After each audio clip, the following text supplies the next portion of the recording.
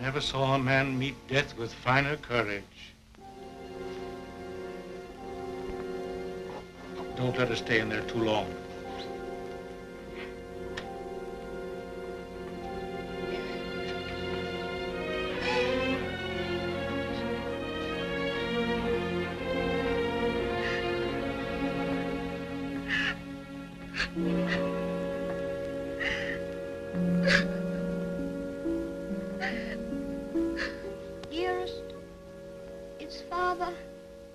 Is Father well now? Yes, dear. He's well. He's quite well. But we have no one left now but each other. No one at all. My baby.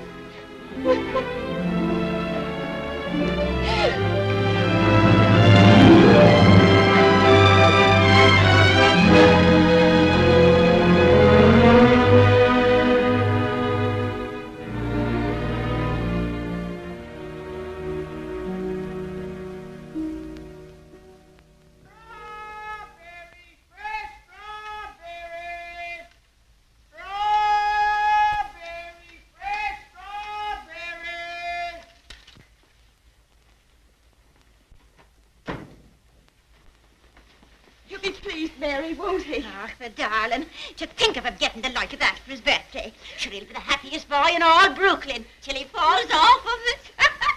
Yeah.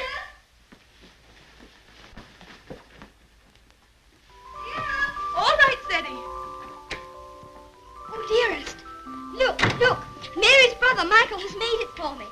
And Mary's given me this book. It's The Adventures of Robin Hood and His Merry Men. Listen. Back varlets. Touch maid Marian at your peril. However many you be, I defy you all. See, dearest, you're maid Marian, and I'm Robin Hood. They crowd around you. I'll never leave your side, however many there are. Oh. Now, dearest, you cry out, help me, Robin Hood. Help me, Robin Hood. Help. Varlets, now I've got... Oh. Help. There. Oh. Isn't that... Oh. You like it? Oh, my... Of all the events in my life, this is the most magnificent. Do you really like it, darling? It's what you wanted? It's exactly what I wanted. Oh, I do hope it is. Only you will be careful, won't you, and not let it run away with you or anything. I suppose I'm about the safest bicycle rider in the whole of Brooklyn. Do you mind that now, huh? No? Can I ride it now, dearest? Can I go now? Oh. I can't wait 1 minute. Mr. Hobbs has to see it, and Dick. Can I go now, dearest? At once? Yes, dear, only do be careful. Oh, dear. There we are. Quiet now. Let's go. Ceddie, do be careful of the streetcars if you should get off the sidewalk. Wait a minute. Yes. Goodbye, dear. Goodbye. Oh, be careful, be careful, be careful.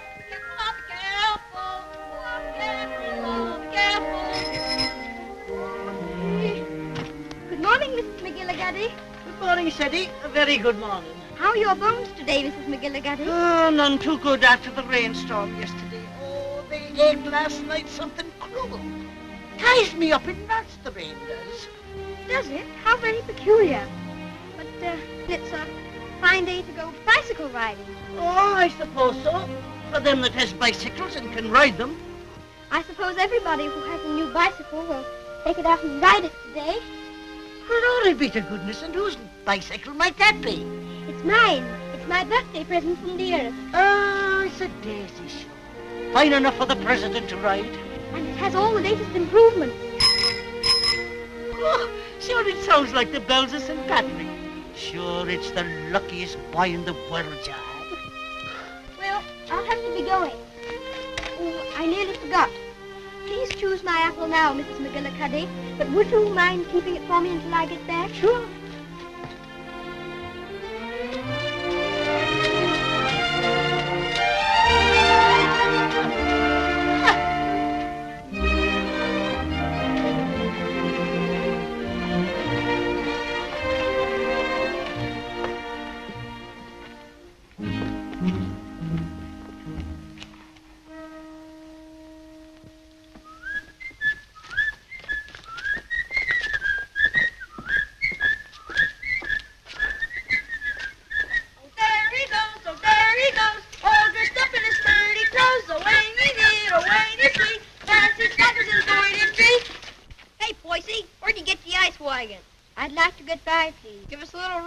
you, bub? I'm sorry, no. Oh, scared I'll get it dirty? No, but I'd rather write it myself. Hey, English, when'd you get back from dear old London? I'm not English. I'm an American. Now, where'd you get that kind of gab?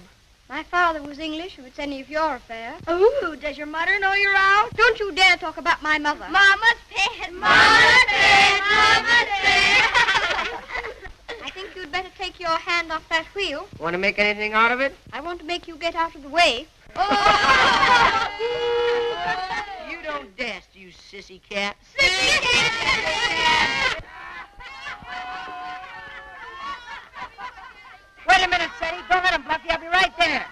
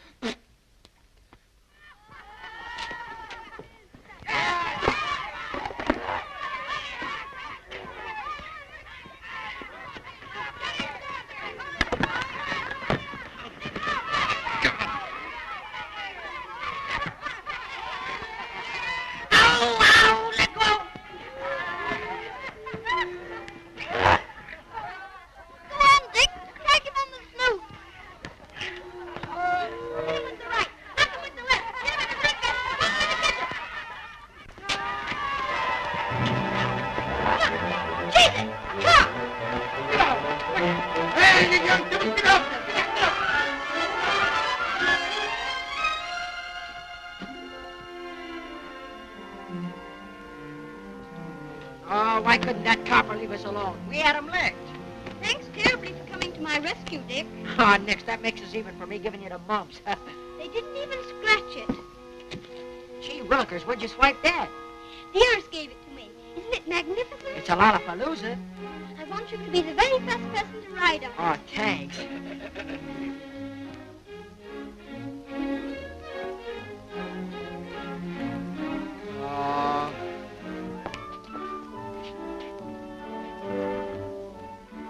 Thank you very much for your assistance, Mr. O'Brien. It's a pleasure, Ceddie, my lad. Of course, I think we might have won anyway. Sure, and don't I know it? But I had to keep you from committing murder. I tell you what, Dick. I'll just go once around the block, and then you can ride it down to Mr. Hobbs' store. Make it later, 'cause right away I gotta go see my brother Ben off. He's going out west. Who is he? Where? Texas? No, Chicago. Oh, that would be splendid, riding Mustangs and shooting bears. There's my brother Ben now. Come on, Dick, I've got to leave. Well, come on down to Mr. Hobbs' store as quickly as you can.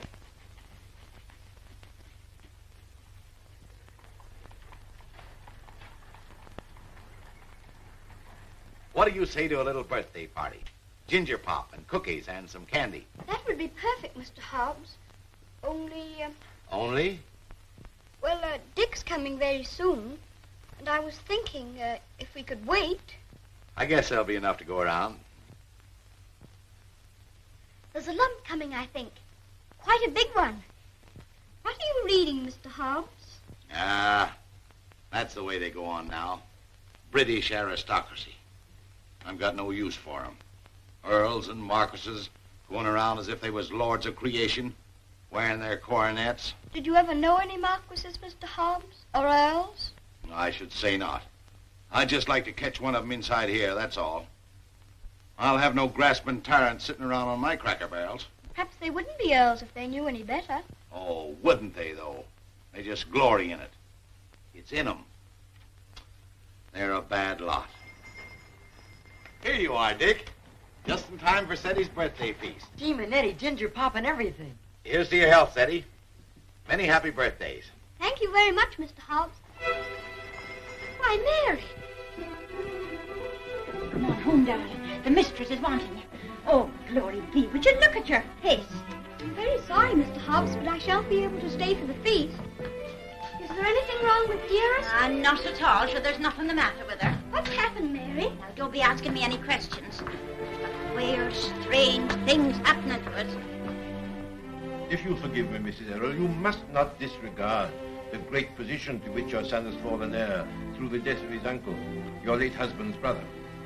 But what it amounts to, Mr. Havisham, is that you want to take my boy away from me. Mrs. Errol, you must remember that I'm acting quite impersonally and simply as a lawyer of the Earl of Dorincourt. The Earl of Dorincourt disowned his son and has refused to recognize his grandson until now. Why should I give up my boy? Oh, I'm afraid I've been very stupid, Mrs. Errol. I should have told you. My instructions are that you shall accompany Lord Fauntleroy to England. Oh. However, I must remind you that Lord Dorincourt is not very friendly toward you. He's an old man and has always had very strong prejudices against America and Americans, and was bitterly opposed to his son's marriage. He's fixed in his determination not to see you. You live at the lodge, and a suitable income will be provided for you. The only stipulation is that you make no attempt to visit your son at the castle, nor even enter the park gates. There's your sister, Mary. Hello, Bridget. What's the matter? Mrs. Michael, it's worse. We've no money. We can't pay the rent.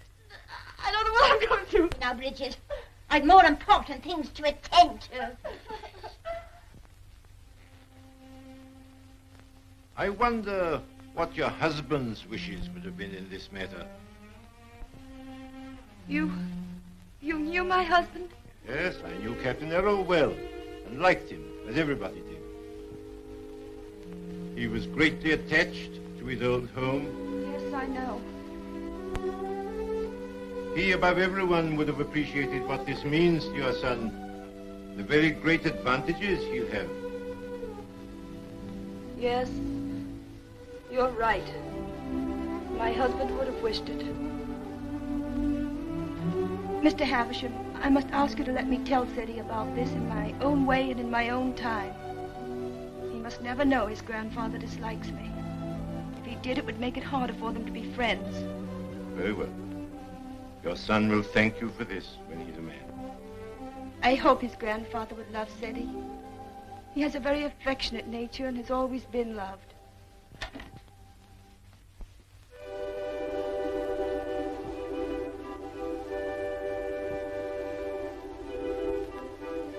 This is Mr. Havisham, dear, whom your grandfather has sent to see us, all the way from England. How do you do, sir? So this is little Lord Fauntleroy.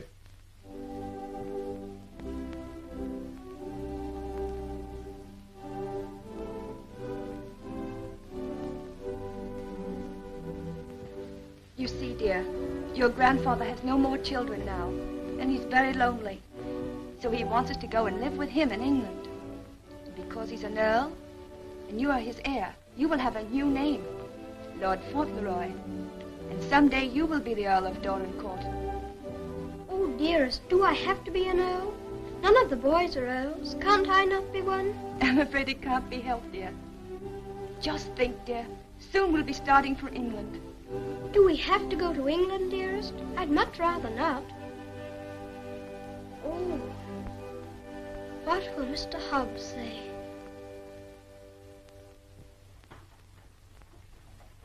Anything else, ma'am? How much is your table butter? 13 cents a pound, ma'am. 13. Why, the last I bought was only 12.5 cents. That must have been last month. It's 13 today. Oh, indeed. Well, never mind the butter. Heavens and earth, if the prices go any higher, we'll all starve to death. Nay. Good day, ma'am. Hello, Ceddie. What's the matter? Mr. Hobbs, do you remember what we were talking about yesterday morning? It seems to me we was talking about England. Yes, and earls, don't you remember? Oh, yes. We did touch 'em up a little. That's so. You said you wouldn't have them sitting around on your cracker barrels.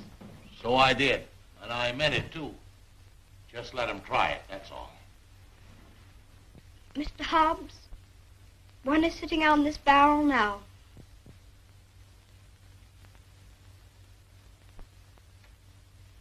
What? Yes, I am one. Or I'm going to be. I won't deceive you, Mr. Hobbs. It's the heat.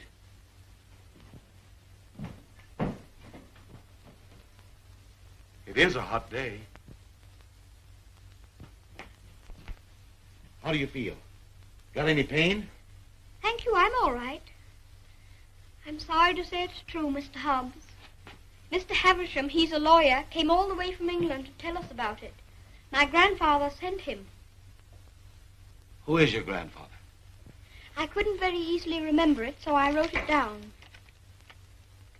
John Arthur Molyneux Errol, Earl of Dorincourt. That's his name, and he lives in a castle. 2 or 3 castles, I think. All his sons have died now. That's why I shall be an earl. Now I'm Lord Fauntleroy. Well, I'll be jiggered.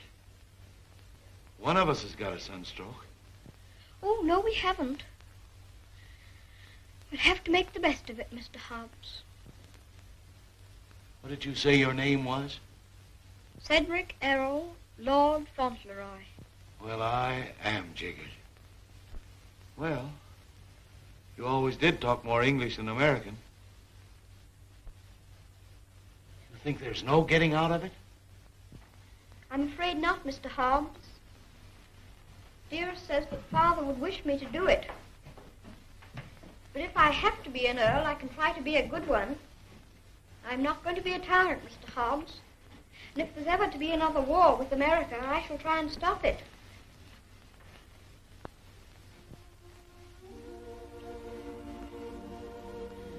England's a long way off, isn't it? It's across the Atlantic Ocean. That's the worst of it. Perhaps I shan't see you for a long time.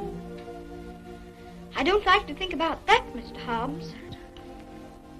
Well, the best of friends must part.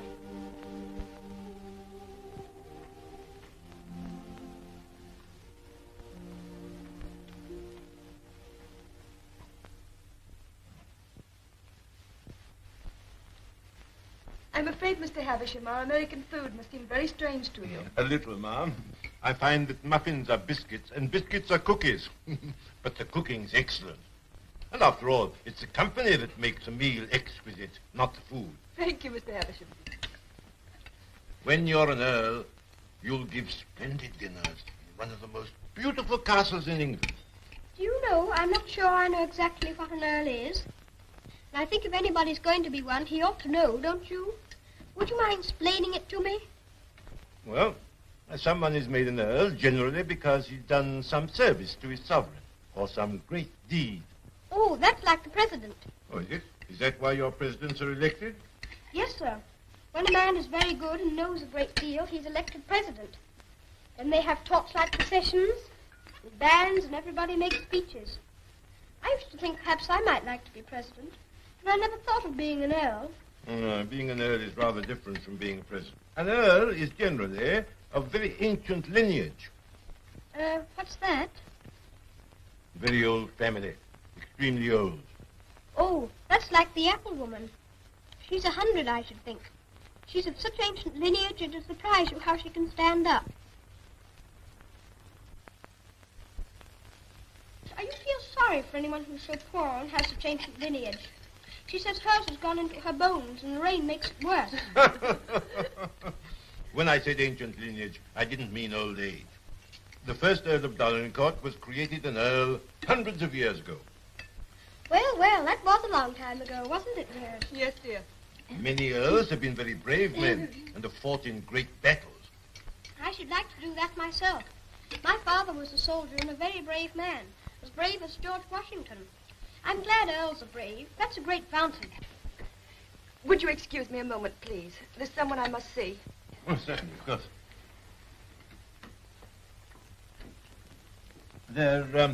There's another advantage of being an earl. Some of them have a great deal of money. That's a good thing to have. I wish I had a great deal of money. Do you? Why? Well, there's so many things a person can do with money. If I were very rich, I'd buy the apple woman a little tent to put her stall in, and a stove. And I'd give her a shawl, because then her bones wouldn't feel so badly. And what else would you do if you were rich? I'd buy Dearest all sorts of beautiful things. Dearest? I call Mother Dearest because Father did. And there's Dick. And who's Dick? Dick's a bootblack. I buy him some new cloths and brushes. and a new sign and start him out fair. He says that's all he wants, is to start out fair. Is there anything else? Well, I think Mr. Hobbs would like a gold watch and chain. But what would you get just for yourself if you were rich? Isn't there one particular thing you've dreamed of having? Yes. A pony. But I suppose that would be too much to even dream about. I'm so sorry. A poor woman who was in trouble came to see me. Oh, is it Bridget? Yes, dear. I wish we could do something for her. She has 6 children, and her husband is out of work. He has inflammatory rheumatism, and that's the kind of rheumatism that's dreadful. Before I left Dorincourt Castle, the Earl said that if you expressed any wishes, I was to gratify them and give you anything you desired. Now, here are £5. In your money, $25. If you have any desire to assist this poor woman, I'm sure your grandfather would wish it. Can I have it now? Can I give it to her this minute? May I be excused, please, dearest? Yes, Ceddie. Bridget! Bridget, wait a minute. Here's money. My grandfather gave it to me. It's for you. It's a great deal of money, Mr. Havisham. We've never had very much. I'm just beginning to realize the great power Ceddie will have. Such a child still. I'm a little afraid. I think from what I've seen of him that you have nothing to fear. Oh, I hope not. He mustn't be spoiled by all these wonderful changes.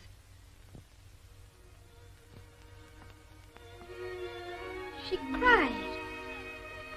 She said she was crying for joy. I never saw anyone cry for joy before. My grandfather must be a very good man. It's more agreeable being an earl than I thought it was going to be. In fact, I'm almost quite glad I'm going to be one.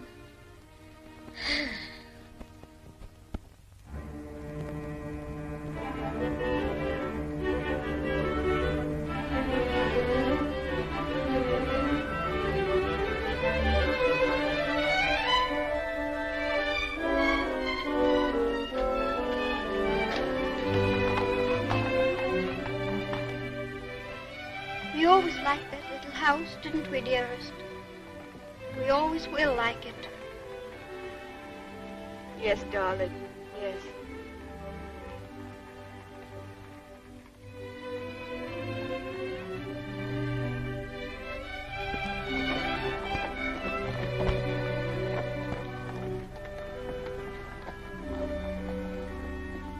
I've come to say goodbye. I have to go to England to be a lord, and I shouldn't like to have your bones on my mind every time it rains. Oh, bless your dear little heart. With all your kindness to me, my bones is as quiet as anything. Can I give you a kiss for luck? Of course.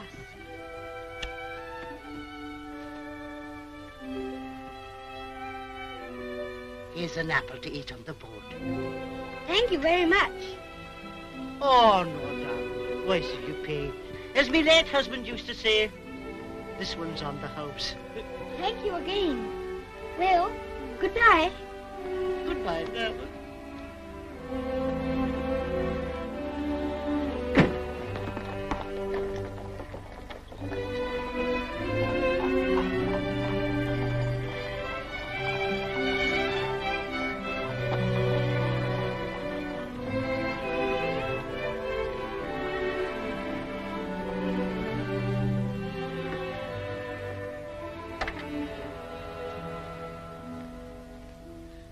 Well,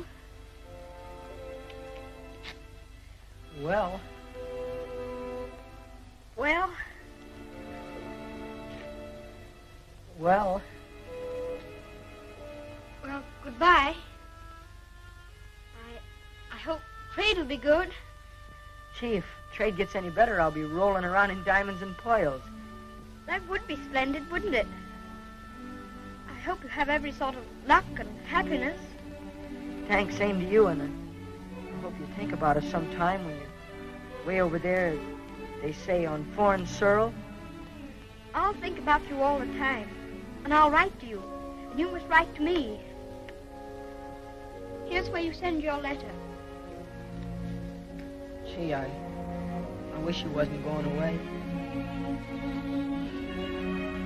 Thanks, mister, for all the swell things you've done for him. He certainly deserves it. He's a game little kid. Gee, I almost forgot. Yeah, I bought this for you. It's a handkerchief. You can use it when you get among them swells. Oh, Dick, it's beautiful. It's extraordinary. I'll use it always.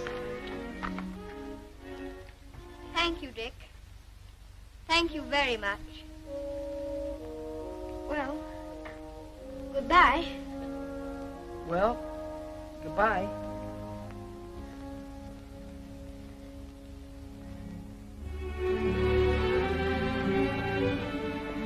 Would you mind very much not going in with me? I think this time I'd better be alone. Certainly, I quite understand.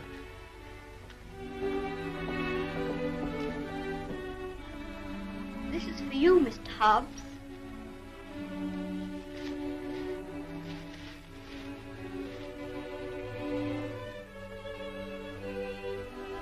It'll look fine when you're smoking it.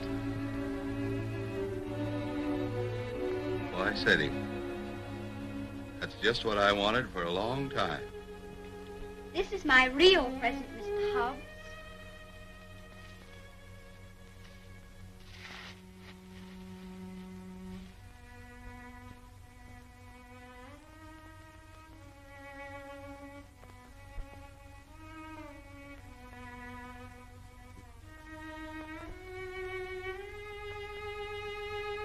There's something written on it, inside the case.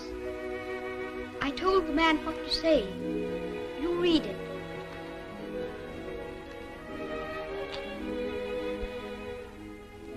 From his oldest friend, Lord Fauntleroy, to Mr. Hobbs. When this you see, remember me.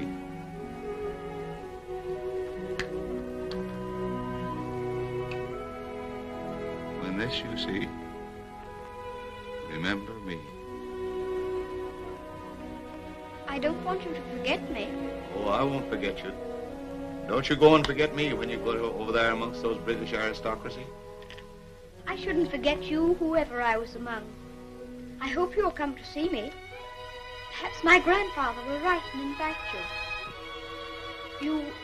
You wouldn't mind him being an earl, would you? I mean, you wouldn't stay away just because he was one. Oh, I'll come and see you.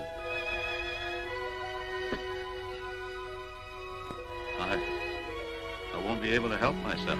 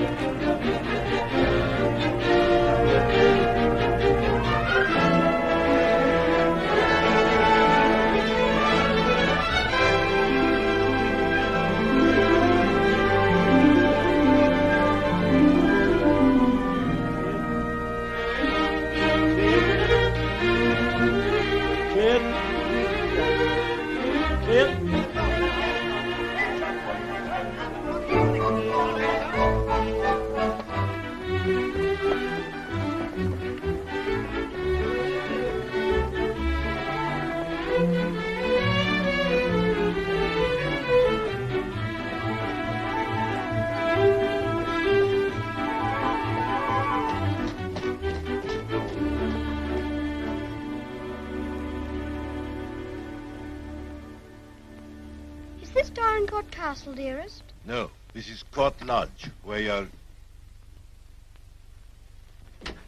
Here's Mary. We had a splendid time in London, Mary.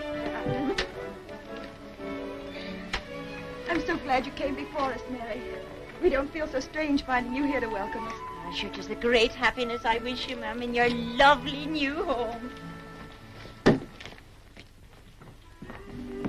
This is Mrs. Baines, the cook, Mum, and that's Susan, the parlour maid. I'm sure we'll do everything, ma'am, to make you comfortable. Oh, I'm sure you will.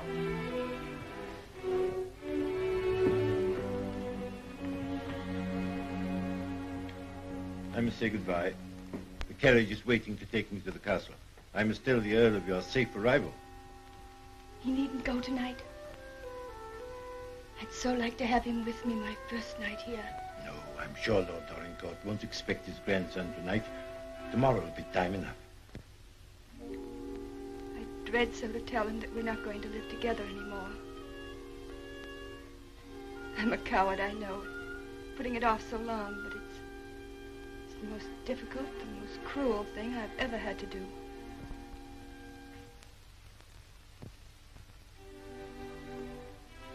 I wish you'd tell his lordship, please, that I'd rather not have the money.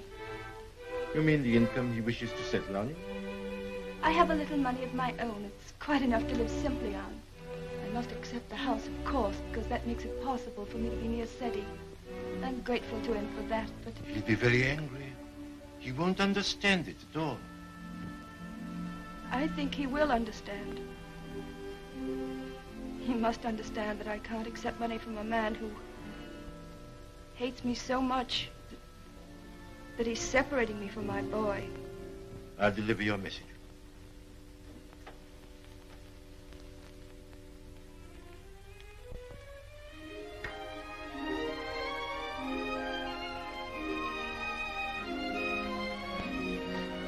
I think it's beautiful here. Don't you, dearest?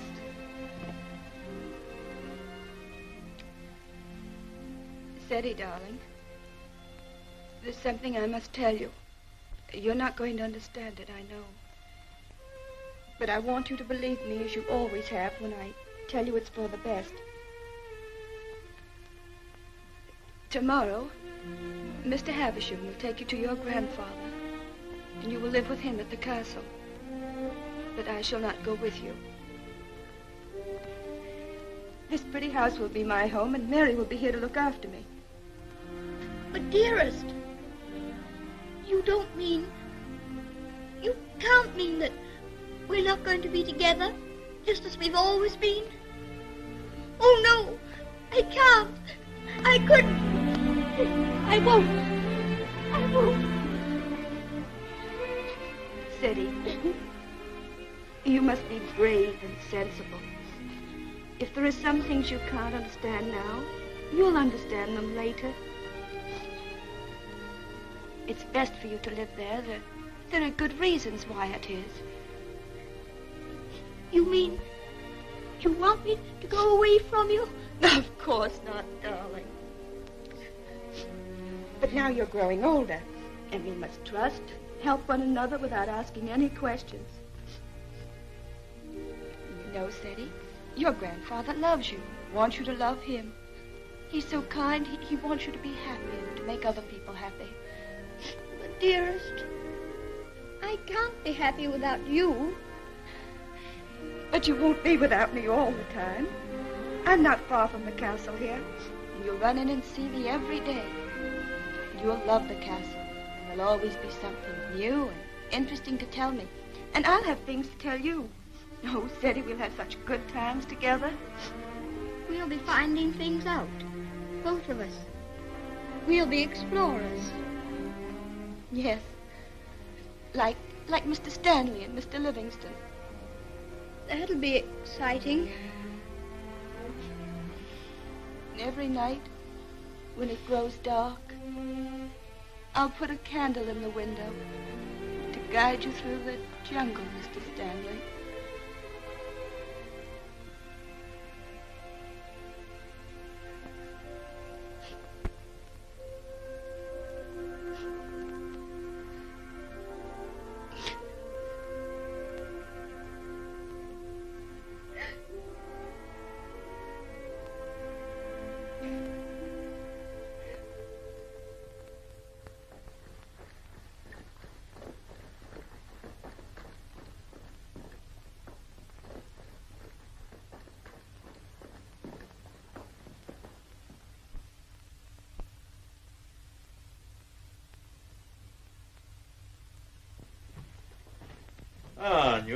How's his lordship? In a rare mood this evening he is.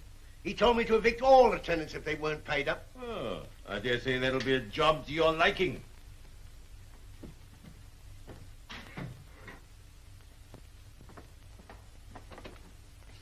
Oh, sir. Ah, Purvis. Glad to see you again.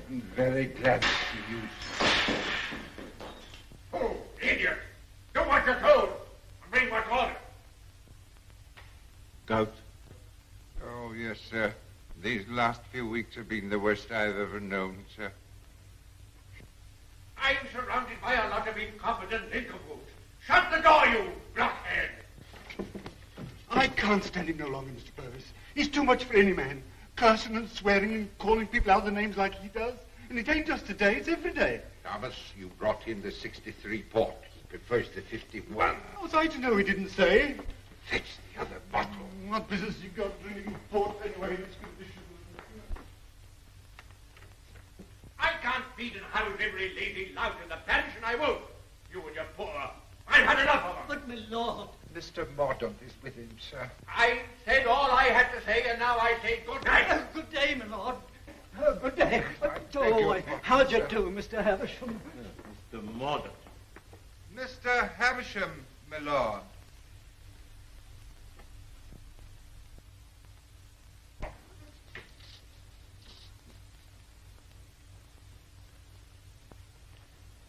Well, Havisham. Lord? Come back, have you? Put that cushion right for me, will you? I careful.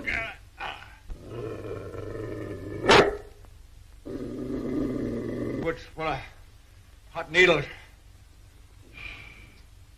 Well, what have you got to tell me? Lord Fauntleroy and his mother are at Court Lodge. They bore the voyage excellently and in good health. Ah. What else? His lordship remains with his mother tonight. I'll bring him to the castle tomorrow. Oh, go on. Tell me everything. What sort of a lad is he? Never mind about the mother. What sort of a lad is he, I say? It's rather difficult to judge the character of a child of 9. A fool, huh? Clumsy cub. I don't know much about children, but I thought him rather a fine lad. Healthy? Well grown, eh? Apparently healthy, quite well grown. Straight-limbed, well enough to look at. Rather handsome, my lord, as boys go. Ah. Although I'm scarcely a judge. I dare say you'll find him a little different from most English children. Oh, no doubt of that. American children are the most impudent and worst brought up in the world. I've heard that often enough. In his case, I would hardly call it impudence. The difference is, I think, that he's lived more with older people than with children. But I should call it a mixture of maturity and childishness. Exactly. Beastly, impudent, bad manners. That's what it is. I have a message to deliver from Mrs. Errol. I want none of her messages. The less I hear of her, the better. But this is rather an important one. She prefers not to accept the income you propose to settle on her. What's that? What do you say?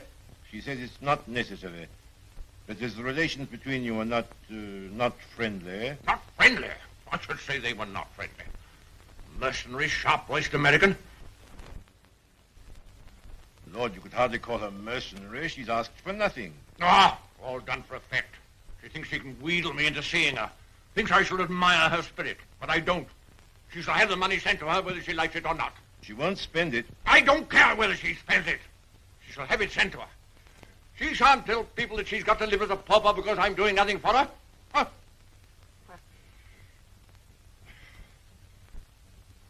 I suppose she's poisoning the boy's mind against me, too. No.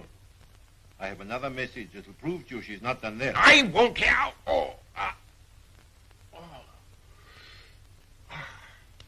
She asks you not to let Lord Fauntleroy hear anything that might lead him to understand that you're separating him from her because of your prejudice against her. She says he wouldn't comprehend it. That it might make him fear you in some measure, or at least cause him to feel less affection for you. She wants there to be no shadow on your first meeting. Come now, Havisham, come now. You don't mean the mother hasn't told him? Not a word, my lord.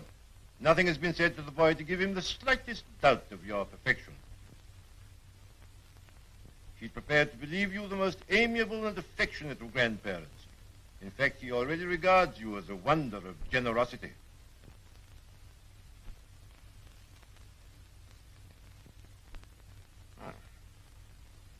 Huh? I would suggest, my lord, that Fauntleroy's impressions of you depend entirely upon yourself. I make a further suggestion, that you will succeed better with him if you take care not to speak slightingly to him of his mother. The boy's only 9. Nevertheless, those 9 years have been spent at his mother's side. She has all his affection.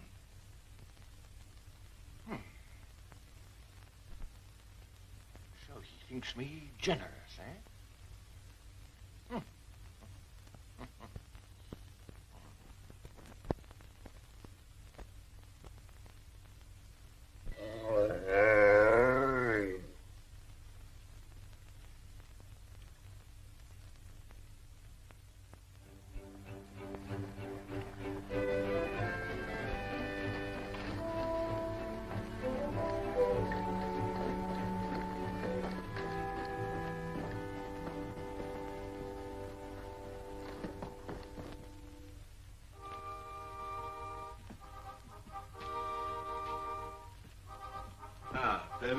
This is Lord Fauntleroy. My lord. How do you do? Thank you, my lord.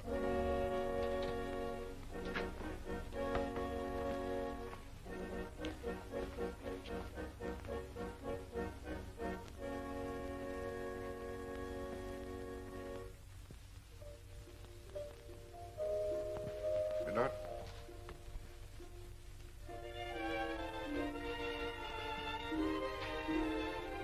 Lord Fauntleroy, Mrs. Mellon.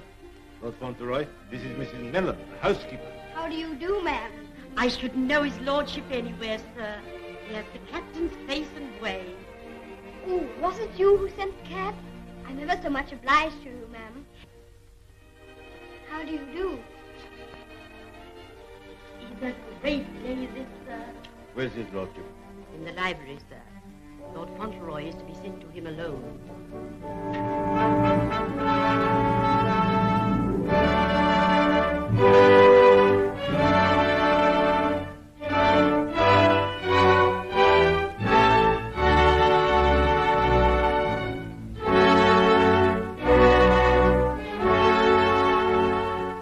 Lord Fauntleroy, my lord.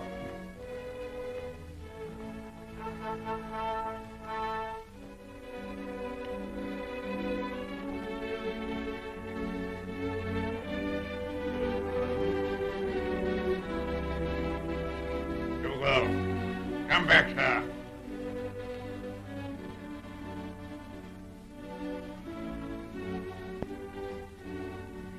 How do you do, sir?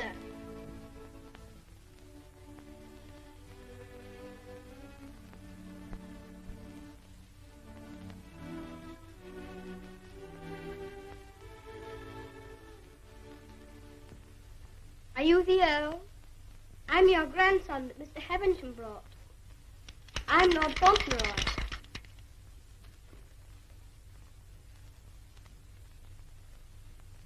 I hope you are quite well. I'm very glad to see you. Ah, you're glad to see me, are you? Yes, very.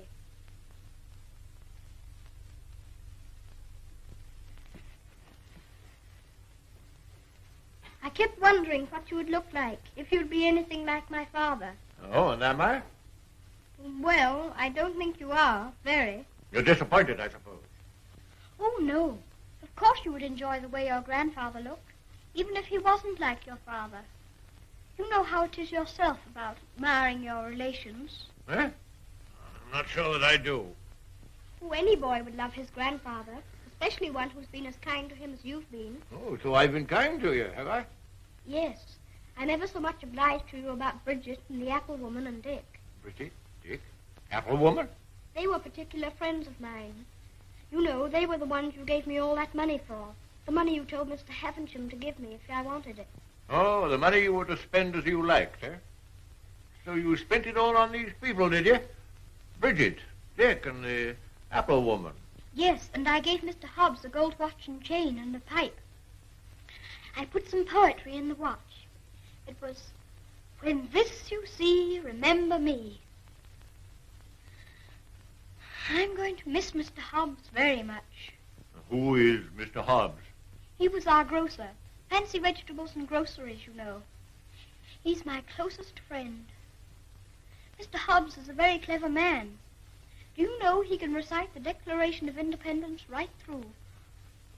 Oh. What's the matter?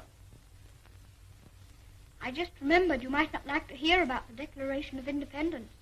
I forgot you were an Englishman. Huh? You forgot you were English too, didn't you? Oh, no, I'm an American. You are English. Your father was an Englishman. I was born in America. You have to be an American if you're born in America. You don't... I beg your pardon for contradicting you. Mr. Hobbs says that if there's ever to be another war, that I should have to be an American. But I promised him that if there were to be another war, I should try to stop it. You would you? Dinner is served, my lord. Now, be careful, man. Be careful. Careful, man, careful. Would you like me to help you? You can lean on me, you know. Once when Mr. Hobbs hurt his foot with the potato barrel falling on it, he used to lean on me. You think you could do it? I think I could. I'm very strong. I'm 9, you know. You lean on your stick on one side and on me on the other. Well, you may try. Just lean on me. I'll walk very slowly. Don't be afraid of leaning on me. I'm all right, if it isn't a very long way. You see that old fellow in red velvet? He was the 10th Earl of Dorincourt. King George I decorated him for services during the war with Spain and Austria. He was tremendously strong. He could bend a bar of iron between his hands. You get your strength from him. How very interesting. Did you ever try putting your foot in hot water and mustard? Mr. Hobbs used to.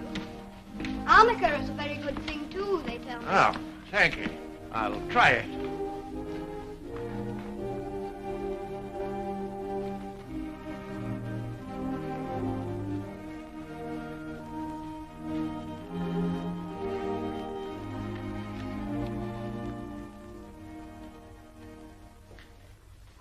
It is warm, isn't it?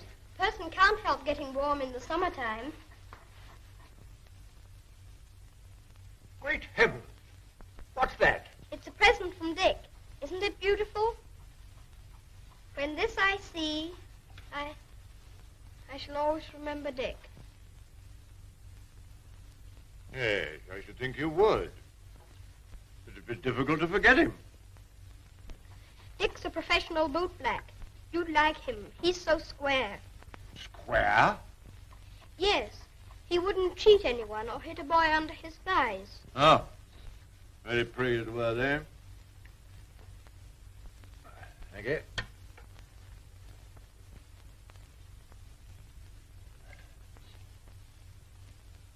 What's the matter? Don't you like your soup? Oh, yes. I was just wondering. Wondering? Wondering what? You don't wear your coronet all the time, then? No. It doesn't become me. Mr. Hobbs said you wore it all the time. But after he thought it over, he said he thought you must take it off sometimes to put your hat on.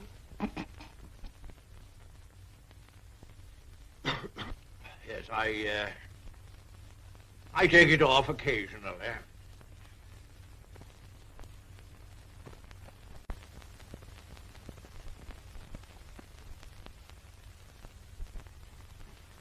You must be very proud of your house. I never saw anything so beautiful. But it's a very big house for just 2 people to live in, isn't it? Oh? Do you think it's too large? Well, I was only thinking that if 2 people lived in it who were not very good companions, they might get a little lonely sometimes. Thank you. Do you think I shall make a good companion? Yes, I think you will. I think you should be almost as interesting as Mr. Hobbs. Huh. Mr. Hobbs and I were very great friends. He was the best friend I had, except...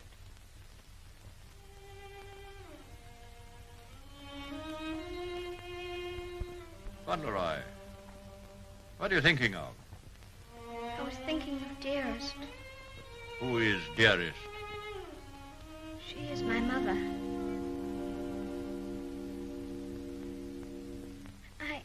I think I'd better get up and walk up and down.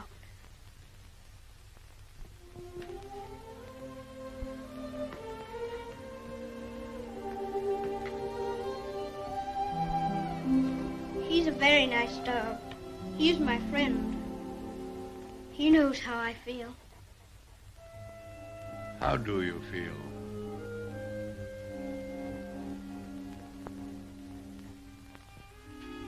Come here.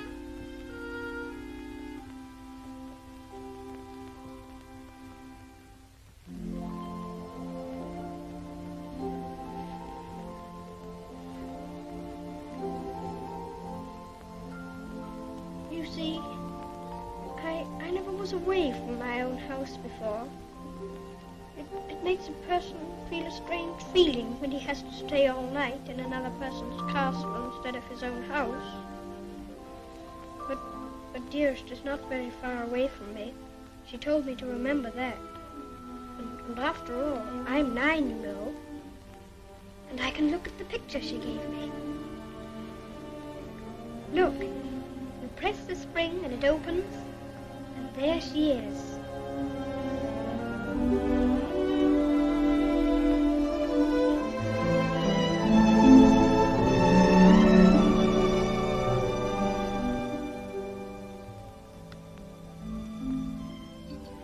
I suppose you think you're very fond of her. Yes, I do think so, and it's true. Mr. Hobbs and the others were my friends. But Dearest is my close friend. My father left her to me to take care of. When I'm a man, I'm going to work and earn money for her. Oh, what do you think of doing? Well, I did think of going into business with Mr. Hobbs. But I should like to be president. We'll send you to the House of Lords instead. Well, if I couldn't be president, and if that's a good business, I shouldn't mind. The grocery business is dull sometimes. Yes, so's the House of Lords. But it's the business that every Earl of Dorincourt goes into. I shall have to talk to Dearest about it.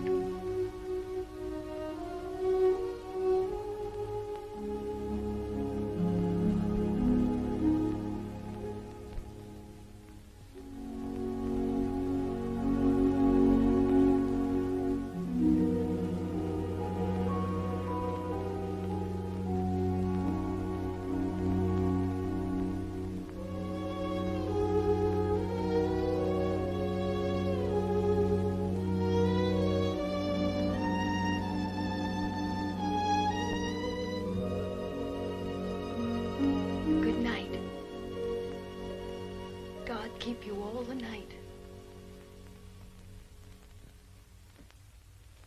Morning, Thomas. Good morning, sir. His lordship? In the library, sir. And such goings on I never heard in all my life. Do you think it'd be all right for me to see him? Oh, yes, sir. He's expecting you.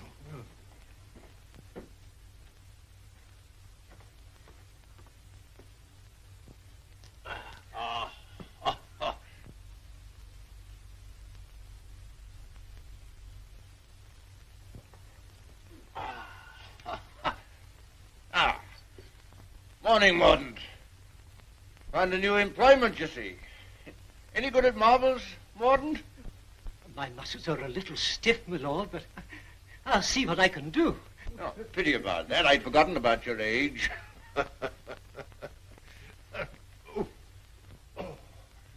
This is the new Lord Fauntleroy.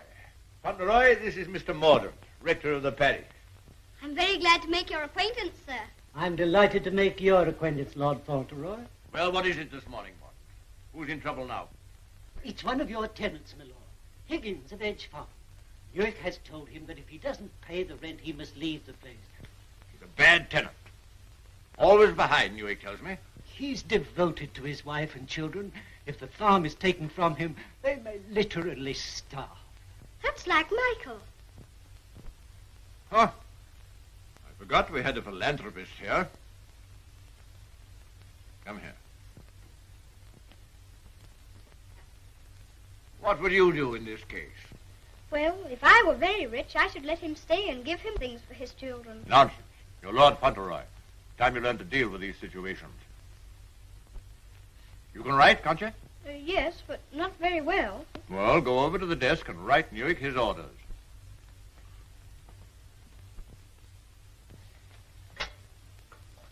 Now, what must I say? You must say, Higgins is not to be interfered with for the present.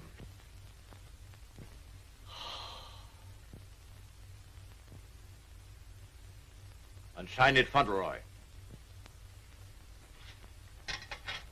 Do you think it will do?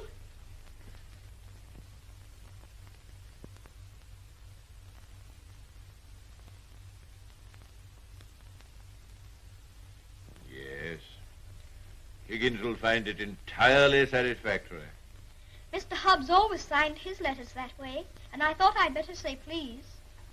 Is that exactly the right way to spell interfered? Well, it's not exactly the way it's spelled in the dictionary, but... I was afraid of that. Yes, Higgins won't complain of the spelling. I think you must be the best person in the whole world. Don't you, Mr. Mordaunt? I shall write and tell Mr. Hobbs. Oh, what'll you tell him? I shall tell him I think you're the kindest man I ever heard of, and that you're always thinking of other people and making them happy, and that I hope when I grow up I shall be just like you. Just like me. There you are, Mordaunt. Take that with you. I will indeed. This is good news. Thank you, my lord. Oh, don't thank me. Thank Fauntleroy. Thank you. Goodbye, sir. Goodbye.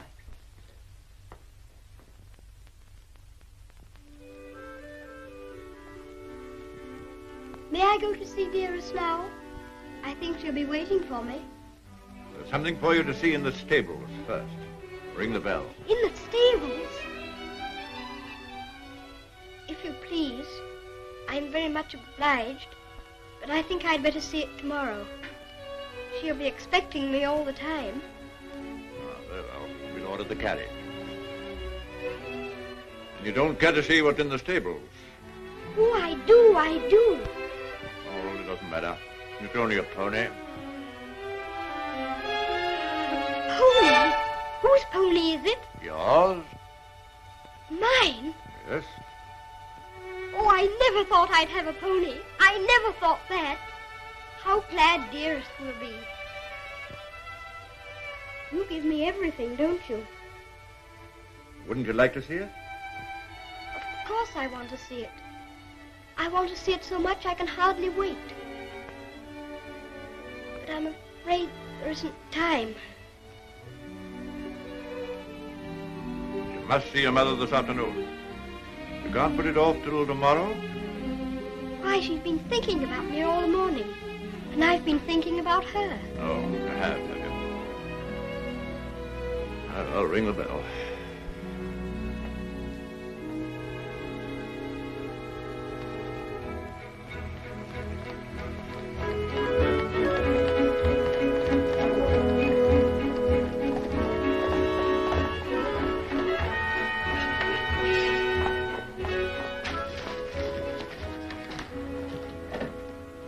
Let me give you your stick. Just lean on me when you get out. I'm not going to get out. Not to see Dearest? Dearest will excuse me. Go and tell her that not even your new pony would keep you away.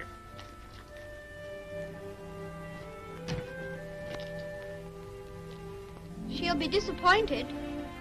She'll want to see you very much. I'm afraid not. The carriage will call for you as we come back.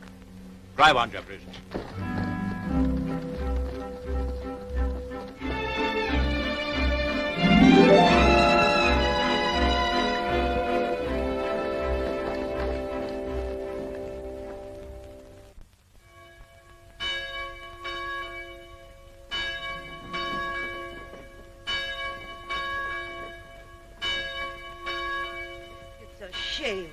Parted from his own mother.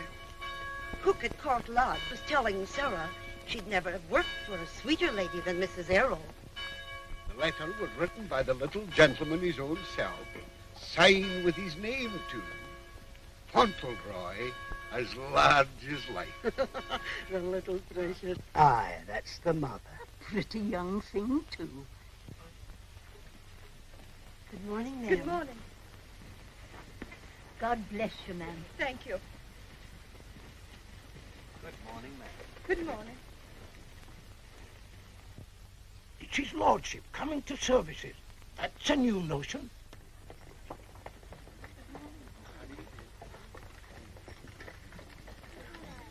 They say even his gout's improving. Look at the young lord. He's Captain Cedric all over again. He's the captain's self to the life. How glad the people are to see you. Take off your hat, Fauntleroy. They're bowing to you. To me? How do you do? God bless your lordship. Long life to you. Thank you.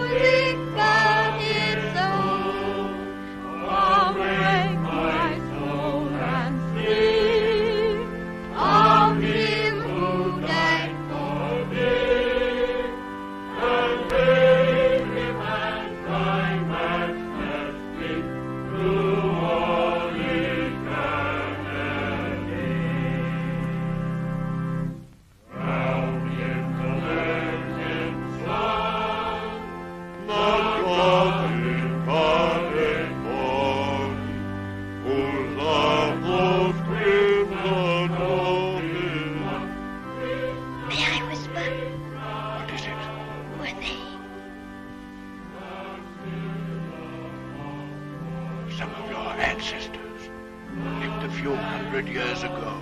Oh, perhaps I got my spelling from them. Shepherding of Israel,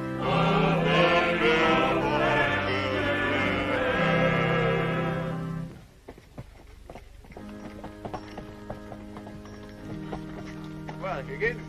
Oh, is this Mr. Higgins? Yes, I suppose he's come to have a look at his new landlord. Yes, my lord. I understand his young lordship was kind enough to speak for me, and I thought I'd like to say a word of thanks. I've got a great deal to thank your lordship for. Oh, I only wrote the letter. It was my grandfather who did it.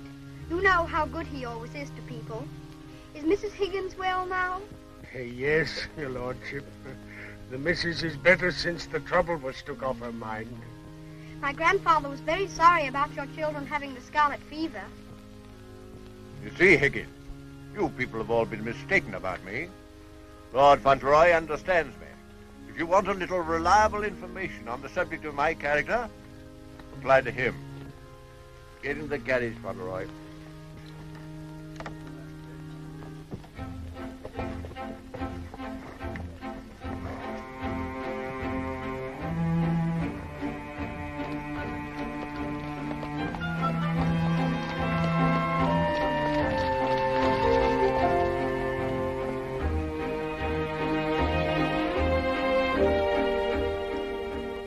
Your mother very much?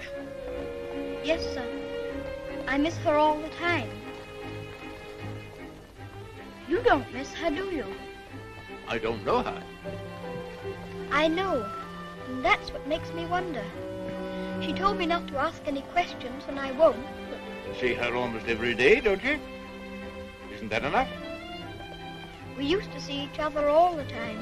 And we could tell each other things without waiting. Well, don't you ever forget about her? No, sir, never. I shouldn't forget about you, you know. If I didn't live with you, I should think about you. All the more.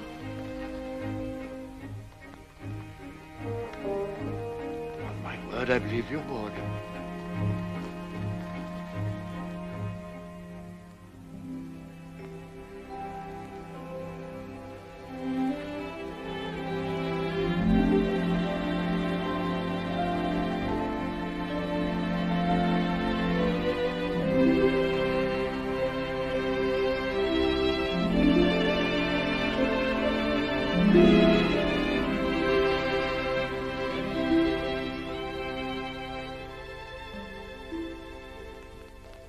Such a good Earl, he reminds me of you. He is a universal favorite. Well, reminds me of you. Think of that now. He's known this Earl only a little while, and we was lifetime acquaintances.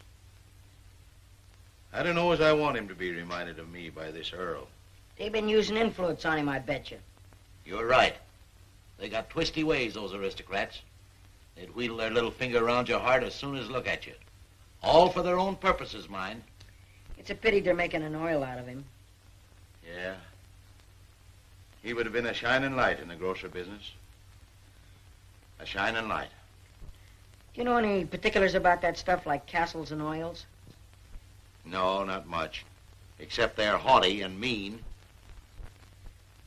Sure's a Jim Dandy letter he wrote. Almost as good as seeing him. Only it ain't, of course. Oh, he was a plum daisy of a kid. I bet you sometimes he wishes he was back here. I do. You lonely? Oh, not so bad. Where you living now? Oh, me and two other fellas, we got a room in a lodging house. The other two fellas, they get drunk and fighting, but it's cheap. Oh, that's no sort of a place for a lad like you to be living. Now, look here. I got a clean, dry loft over my stable, and there's an old bed you can have. Why don't you come here and stay? Won't cost you a cent. Gee, do you mean that, Mr. Hobbs? Well, certainly I do. Yahoo! Gee, Mr. Hobbs, talking about oils. You ain't no oil, you're a prince. Oh, sure.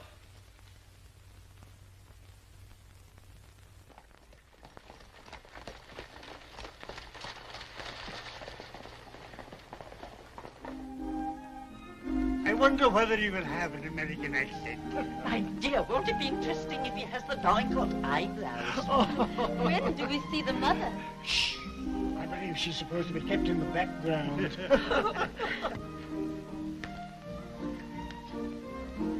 Well, Molyneux, is this the boy? Yes, Constantia, this is the boy. Fauntleroy, this is your great aunt, Lady Lorridale. How do you do, great aunt? How do you do, young man? You're like your father.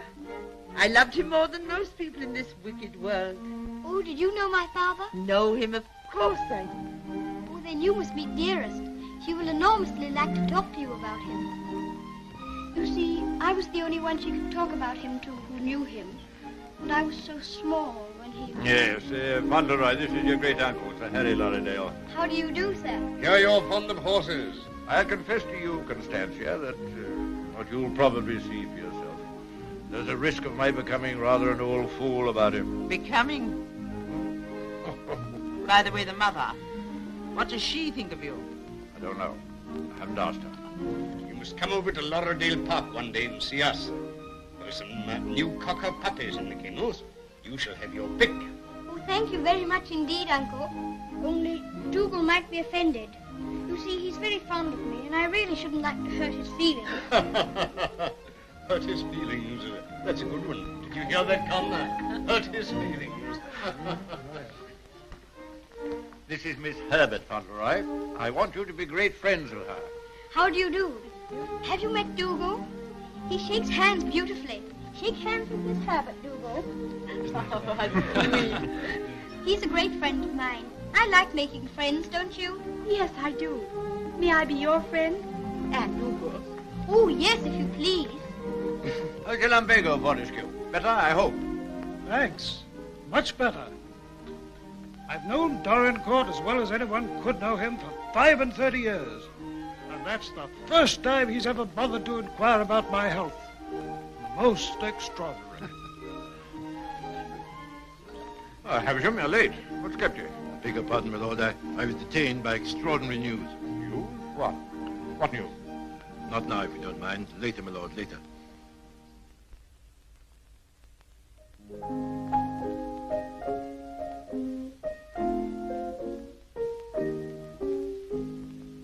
The young May moon is beaming, love. The glowworm's lamp is gleaming, love.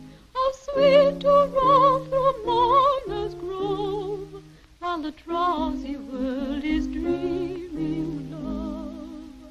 Then awake till rise of sun, my dear. The sage's glass will shun, my dear. Or in watching the flight of bodies of light, he might happen to take thee for one, my dear. Charming, charming. What a sweet song. Delightful, my dear. Thank you, my dear. Thank you. Do you like music? Yes, I like it when you sing it. Dear my Lord Fauntleroy, why do you look at me so? I was thinking how beautiful you are. Oh, Fauntleroy, make the most of your time. When you're older, you'll not have the courage to say that. Nobody could help saying it. Don't you think she's pretty, too? No. We are not allowed to say what we think. Lord Fauntleroy shall say what he thinks. I'm sure he thinks what he says. I think you're prettier than anyone I ever saw, except Dearest. I think she is the prettiest person in the world. I'm sure she is. And I must tell her how kind you've been to me. I never was at a party before, and I've enjoyed myself so much. Oh, I beg your pardon.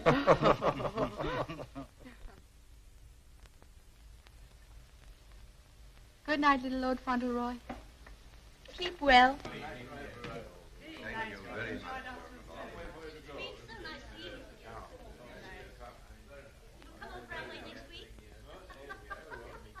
Good night. So glad you came.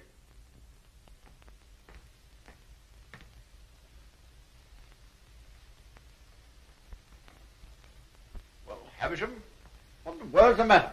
Something serious must have happened to make you behave like this. What is it? It's bad news. The very worst of news, my lord. I'm sorry I have to be the bearer of it.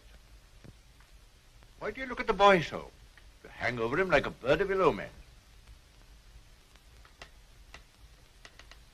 Has it anything to do with Fauntleroy? My lord, I waste no words. My news has everything to do with him.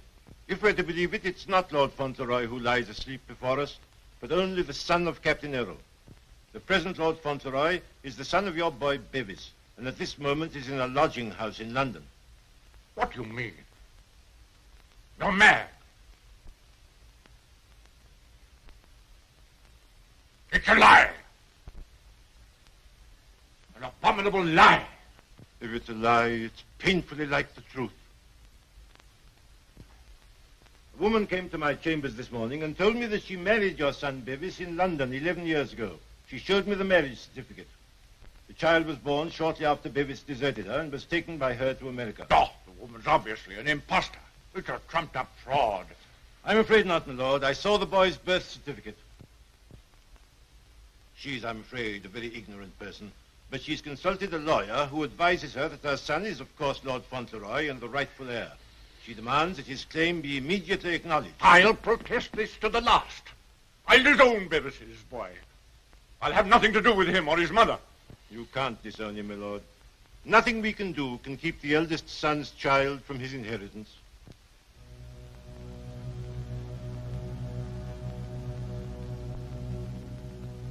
The woman you say is an ignorant, vulgar person, eh? She can hardly spell her own name. She's obviously uneducated and openly mercenary. And I objected to his mother. I suppose it's retribution.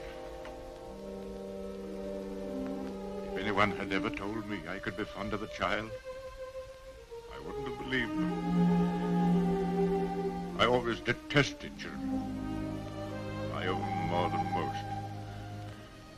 But I'm fond of him. Oddly enough, he's fond of me. You know, Havisham, I'm not popular. I never was. But he's fond of me. Never was afraid of me. Always trusted me. Yes, Havisham.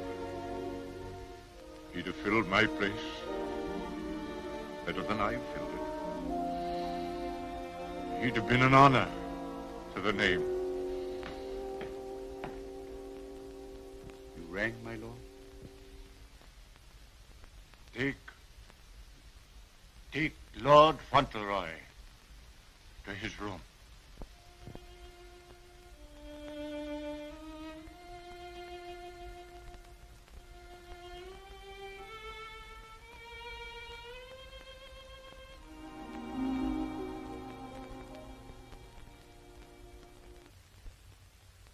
What a pity.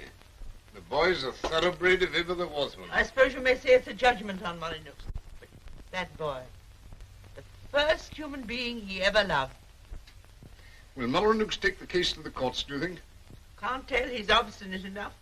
Courts of the devil. You go in with your best suit, buckles on your shoes, and come out as nature made you. Bless my soul, Constantia. Whoever would have dreamed that I'd have felt sorry for the old boy? I wouldn't have minded our having a boy like that, Harry. Yes. Better luck for us, old girl, if we had. Huh? I'll tell you one thing. If his little lordship loses his title, the village loses the best friend it has. Aye, that's right. And I'll tell you another thing. It'll drive the Earl mad if this goes wrong for him. Why, he's been so proud of the boy, you'd hardly believe it if you knew him for what he was before. And the new one's no lady, that's sure. Bold-faced thing, that's what she is. The dark-eyed, brazen-faced wench. Is the Earl coming now with Mr. Havisham?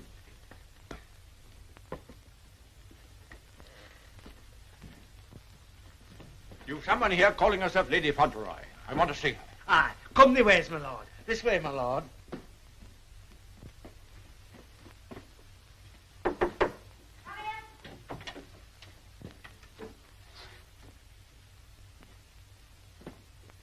Earl of Dorincourt.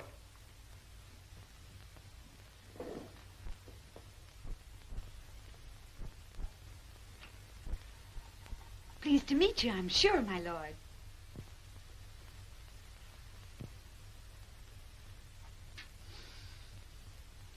Bevis?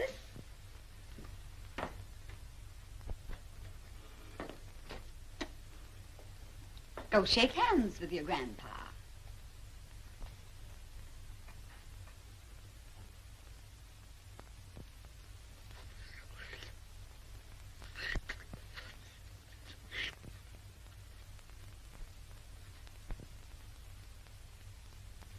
So that's the way you're going to treat your grandson, is it?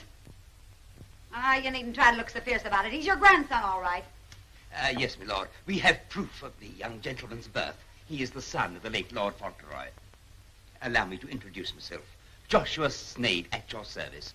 My card. I've already had the pleasure of making Mr. Havisham's acquaintance. Lady Fauntleroy has placed all the evidence in my hands.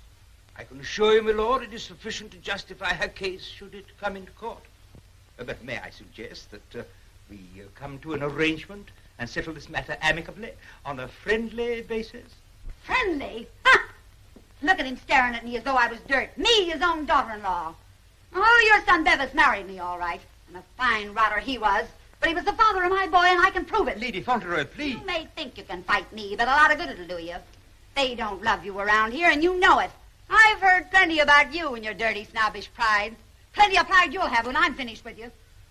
Unless you want to climb down off your high horse and get reasonable with your own flesh and blood. Lady Fauntleroy... You shut up. I'll stop at nothing, do you hear? I'll drag this case through every court in the land. I'll let the whole world know what you are. You and your precious son, Bevis, deserting me and his own child, a babe in arms. How I've suffered, heaven only knows. And you standing there looking at me and my boy as if we were scum. You ought to be ashamed of yourself. You say you married my eldest son. If that's proved to be true, the law's on your side. In that case, your son will be Lord Fauntleroy, and you will be provided for. But I warn you, the matter will be sifted to the very bottom. I'll only add that I want to see nothing of you or your boy as long as I live. After my death, you can, unfortunately, do as you please. Yes, you're exactly the kind of person that I should have expected my son, Bevis, to choose.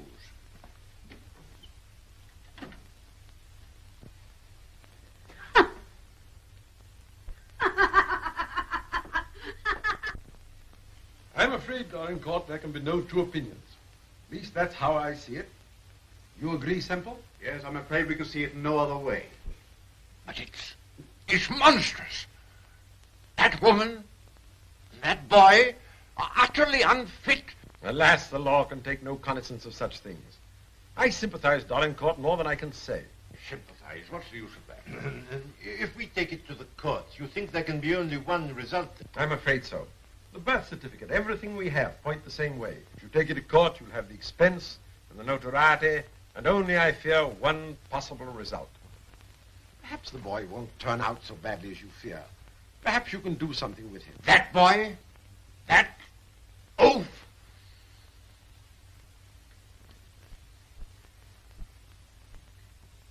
With the other one.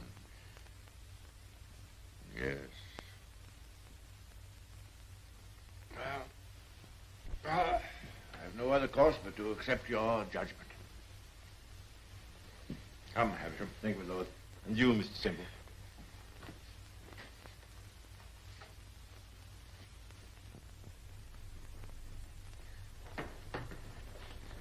It's the Earl, ma'am. The Earl himself. Show him in.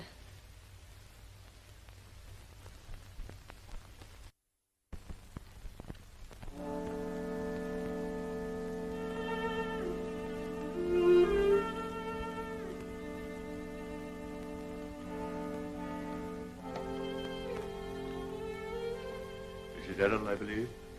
Yes, I'm Mrs. Errol. I'm Lord Dorincourt. The boy is very like you. People have often said so. I'm glad to think he's like his father, too. Yes, he is. Like my son. Won't you sit down? Thank you.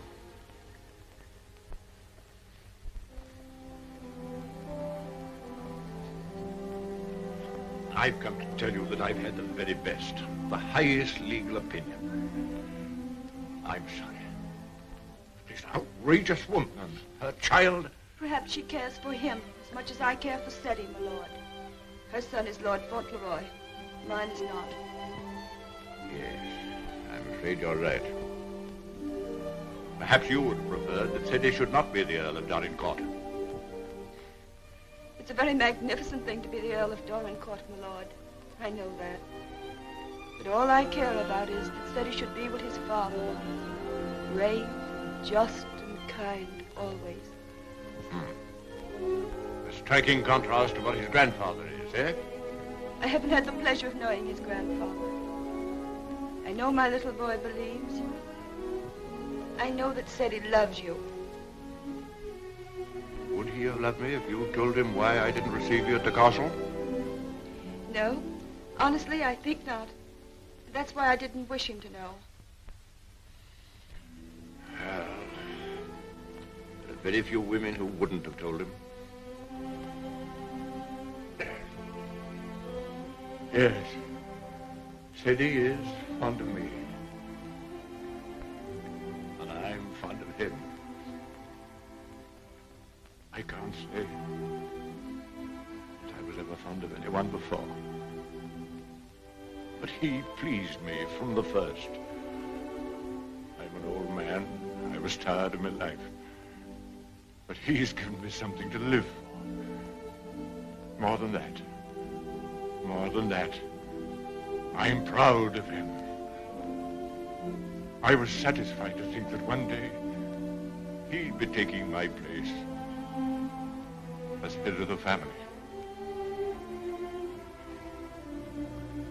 Miserable. Miserable.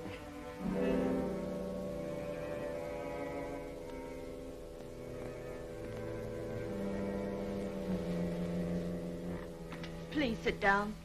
You've been so much troubled, you must be tired. And you need all your strength. Thank you.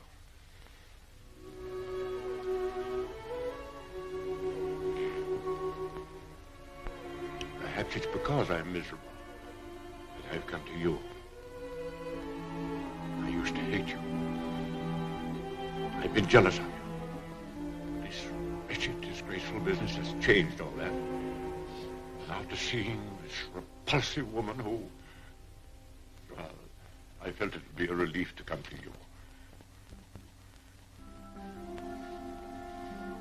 I'm an obstinate old fool, I suppose. I know I've treated you badly. But I've come to you because the boy cares for you. And because I care for him.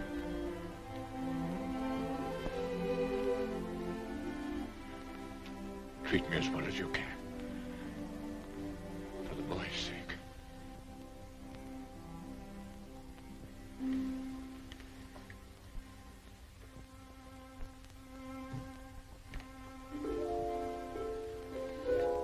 Whatever happens, he shall be provided for. Ceddie shall be taken care of now and in the future. Always. Thank you. You like the house? Oh, very much. It's a cheerful room. May I come back again and talk this matter over? As often as you wish.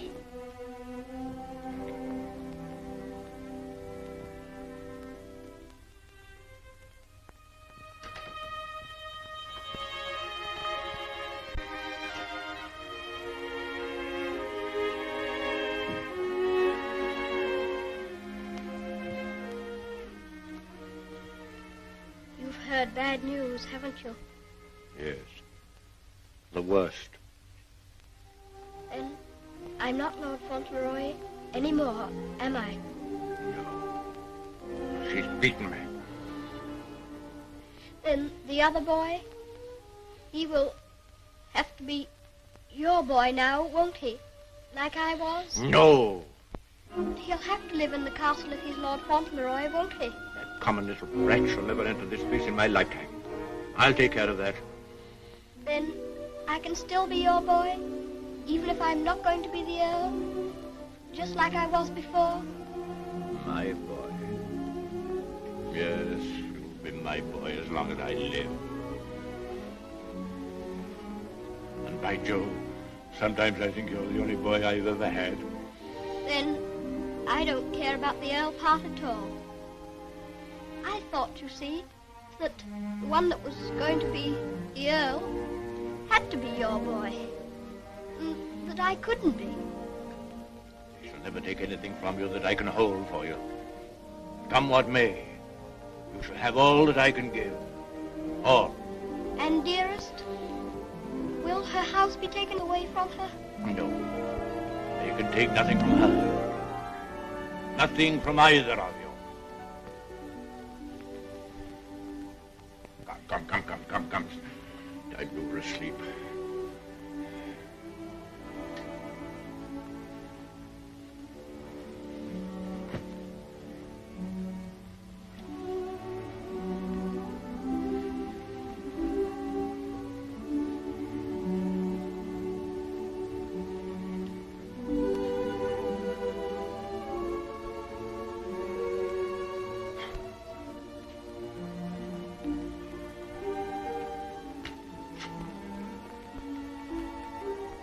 Good night, Grandfather. Good night, my boy.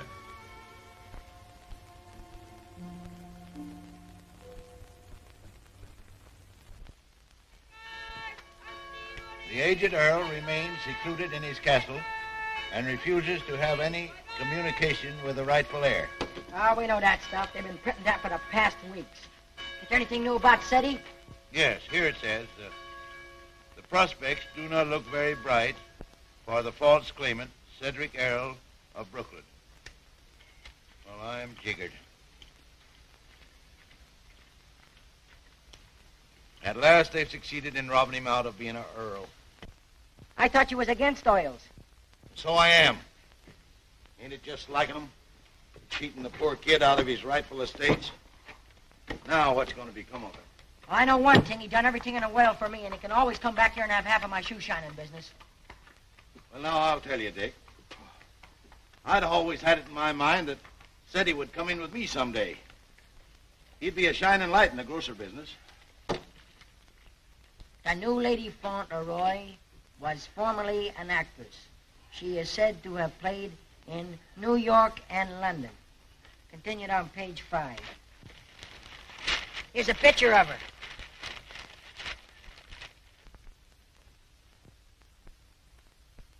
Holy mackerel. What's the matter?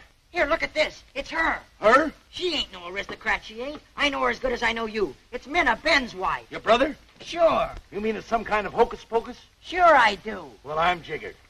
She was married before, but I never heard of her having no other kid but Ben's kid. You mean the one Ben went out to Chicago to look for? Sure. Maybe she had another kid in England. Maybe she did and maybe she didn't. We'd ought to do something about this. You're dead right we oughta. But we got to get the proper advice. Gee, I wished I knew Alderman Murphy. I know Alderman Murphy. You do? Yeah, come along. Let's go right now. Them Earls, they've always had a spite against us Americans ever since the Revolution. What a place. What a hole. I'm sick to death of it. Cooped up here, week in and week out with nobody to talk to. You're complimentary. I wasn't meaning to be. And grateful. You're getting your money, aren't you? Business is business, you know. Business. I'm sick of business. I want some fun. Why don't you go up to London for a while? London? Not on your tintype. Nothing would please that old devil up at the castle better than to see me clear out. Well, I'll stay here in this rotten country pub. You lived in worse places in your time, I've no doubt. That's none of your business. You keep a civil tongue in your head or I'll hand you your walking papers. I wouldn't. What do you mean? Just what I said. I wouldn't try anything like that, Minna. I'm Lady Fauntleroy to you. Come in. Why, it's Lord Dorincourt. Why, this is a pleasure, a real pleasure, I'm sure. Won't you take a... Hello, Minna. Why, hello, Dick.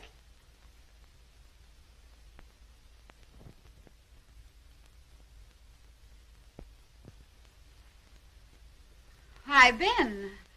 What are you doing here? Where have you been all this time? Do you know her? Funny if he didn't, seeing as how he was my second husband. Where is the child? What child? You know what child, our boy Tom. Oh, Ben. But you know, you must have heard. Someone must have told you. Told me what? It was pneumonia. Only 3 days and he was gone. It broke my heart. I meant to write you, but I didn't know where you were. If that's true, who is this boy you've got with you? That's none of your business, Ben Tipton. Can I see him? No, you can't. Tell us, please, why Mr. Tipton should not see your boy. Oh, hello, Uncle Dick. Well, I'll be jiggered. You shut up! You're a dirty pair, you are. Coming all this way to spy on me, trying to do me hurt. I'll have the law on you for the way you're hounding me. You... Silence! Come here, Tom.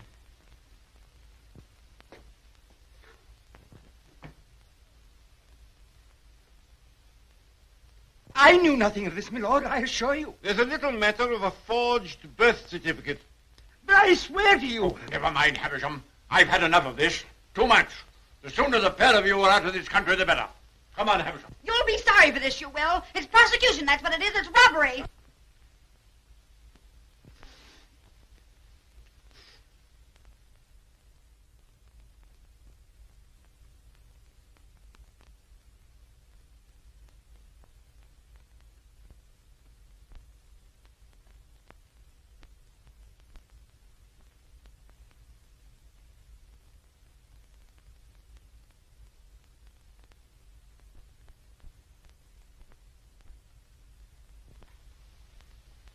This will be somewhat in the manner of a museum, my lord? Well, not exactly a museum, Mr. Hobbs. They're portraits of my ancestors. Your aunt's sisters? All of them? I'll be jiggered. Your great uncle, he must have had a family. Did he raise them all? I mean that they were earlier distinguished members of the family. Do you know, Earl, I used to have a very poor opinion of you aristocracy, but I've changed. I'll take you, for instance. You're a pretty good sort, even if you are an earl. I'm very gratified.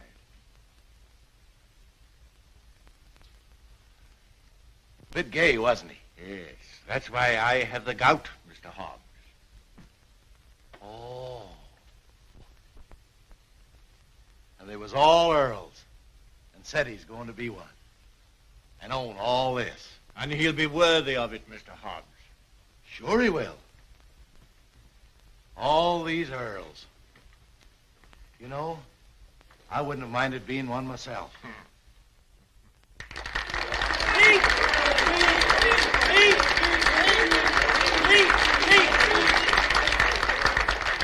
Thank you very much.